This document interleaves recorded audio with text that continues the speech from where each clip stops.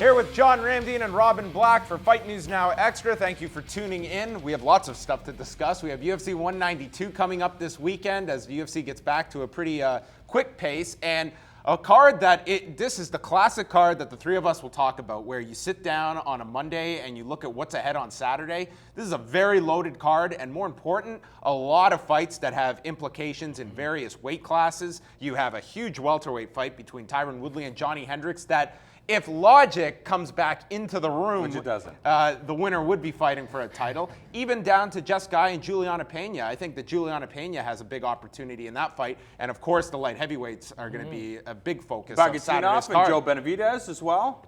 Lots of great fights on the card. And I love that there's implications, but what it really means is these are fighters at the top of the food chain, because if you're talking about athletes getting a crack at the title, that means they've done the work, they've gotten the victories, and I have to agree. And one of the dark horses, so to speak, is Rashad Evans, because you look at, Robin and I were talking about Frank Mir and Josh Barnett, older fighters that have taken time away to make sure injuries are healed and that they're where they need to be competing with the elite fighters. I think if Rashad Evans comes out and dismantles Ryan Bader, he's definitely going to be a part of that title conversation. You know who else you can add to that list of older fighters? Josh Barnett. Yeah. Josh Barnett just came out a couple of years off. You knew he was working because we saw him on the mats in those little Speedos and those wrestling shoes. You saw how hard he had been working. But yeah, you're starting to see that. You know, even 6 months ago, we might have had a conversation about what happens as you pass 35 and you are still a top fighter.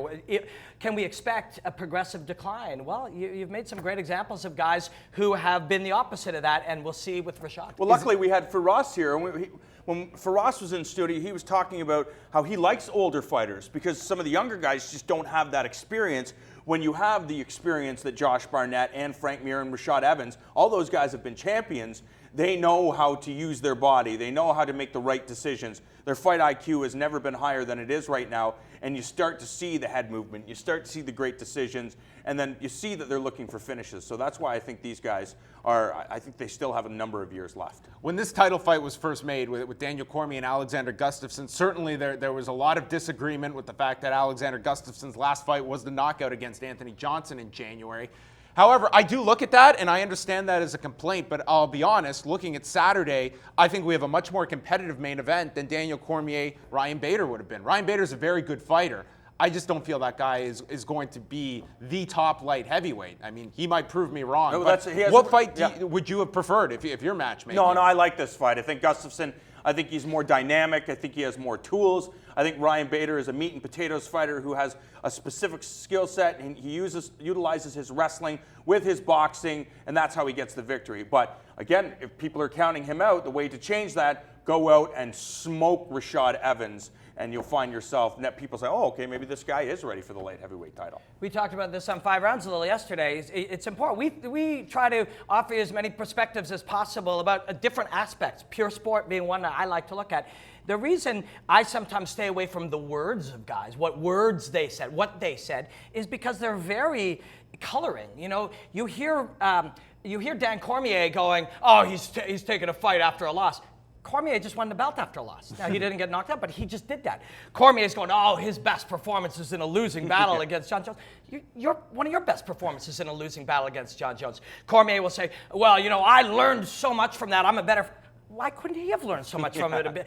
They're very similar. So don't buy into the narrative of Cormier and others. This is a very competitive fight and a very interesting fight. And if Cormier goes in there swaggering in, that's right, man, I'm the baddest guy in the world, he could find himself in a lot of trouble. You mentioned the name John Jones, and I think it's one that's going to come up a lot this week, not just because of what's happening on Saturday, but at the time you're probably watching this on Tuesday, he's got his plea hearing, and it's at least going to be the next chapter of his legal issues, and if they're any closer to being wrapped up, because you have to imagine that should he be able to get this stuff behind him, he could very well be fighting the winner of Saturday night's title fight in early 2016. And from what we hear, that the progression is going pretty well, that John Jones is really trying to get all his ducks in a row, so to speak, try to deal with his legal issues, and more importantly, focusing on his family and getting healthy and getting back inside the octagon. And just the idea of a focused John Jones, a guy that's motivated to become to reestablish himself as the #1 205-pound fighter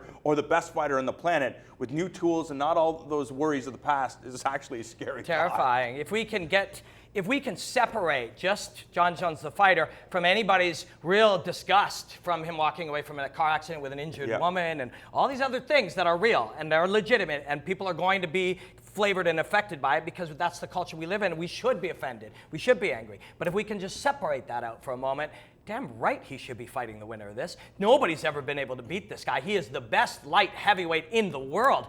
Absolutely, positively, if he's coming back, he gets to swagger his ass in there and beat the winner of this. I don't think anyone's going to dispute John Jones fighting for the title in his first fight back. We mentioned earlier, Johnny Hendricks and Tyron Woodley, very entertaining fight at 170 pounds. This week, actually, on Fight News Now, Wednesday night, myself and Robin are chatting with Johnny Hendricks, who, despite what he had said publicly, this goes to Robin about not always believing what you read from a guy, he said, yeah, I was kind of saying I wasn't going to expect the title fight, but then he admitted to us, I was absolutely expecting to be fighting for the title after I beat Matt Brown. Instead, he gets Tyron Woodley, two guys who I think deservedly so have a chip on their shoulder that they're fighting each other, and it's Carlos Condit that's getting ready for the next championship fight. But these two, they have a history going back to the 2005 NCAAs. I think there's a nice little backstory between these two, and there's something very tangible at stake for the winner. Yeah, I mean, again, this is why we can't get hung up on the titles because all these guys are going to fight each other. The best, right now, the 170-pound division is one of the best divisions in all of mixed martial arts. And Tyron Woodley, at one point or another, is going to have to fight Johnny Hendricks. And Johnny Hendricks is probably going to have to fight Carlos again and fight Robbie. And Robbie's going to have to fight Tyron and throw Rory McDonald into the mix. They're all going to. Tyron and Johnny Hendricks have fought Carlos. Yeah, I know. And both beat him. I understand that. But they're going to continue to fight each other over and over again. And I understand their perspective. Well, if I'm going to fight Tyron Woodley, I want it to be for the title. And I want to be getting championship dollars. I understand that. It's great to be offended. It's great to have a swagger and try to get what you think you deserve. But the guy who goes into this and has approached this with the growth mentality, I'm going to go in and be better than I've ever been. Not, I deserve it. I'm going to be better. That's the guy who's going to win the fight. All right, we've set the table for UFC 192. It's coming up this Saturday night. Lots of coverage this week on Fight Network. Keep it tuned to Fight News Now Extra. It continues as we speak.